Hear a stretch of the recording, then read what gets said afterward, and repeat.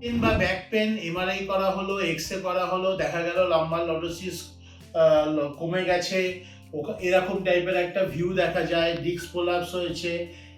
এই ধরনের পেশেন্টদের ক্ষেত্রে আমরা যেটা করে থাকি, আমরা কারেক্টিভ কম্বিনেশন থেরাপির মাধ্যমে এটাকে কারেক্ট করে থাকি। কারণ যে কোনো রকমের ব্যাক পেনের মেন যে রুট কজ সেটা হচ্ছে abnormal wait distribution. Paravertebral muscles গুলো ইমব্যালেন্স স্টেজে থাকে, তার জন্য ওয়েটটা ডাইরেক্টলি বোন টু বোন এসে পড়ে। আমরা আমাদের ম্যানুয়াল থেরাপির মাধ্যমে সেটাকে কারেকশন করি, প্রপার অ্যাডজাস্টমেন্ট করা হয়।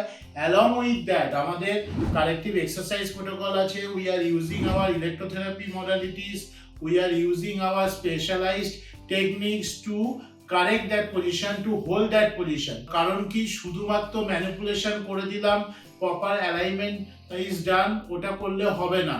তার সাথে সাথে আমাকে প্রপার সাপোর্ট দেওয়ার জন্য corrective exercise therapy is much more important. So we provide the corrective combination therapy to cure your back pain and neck pain.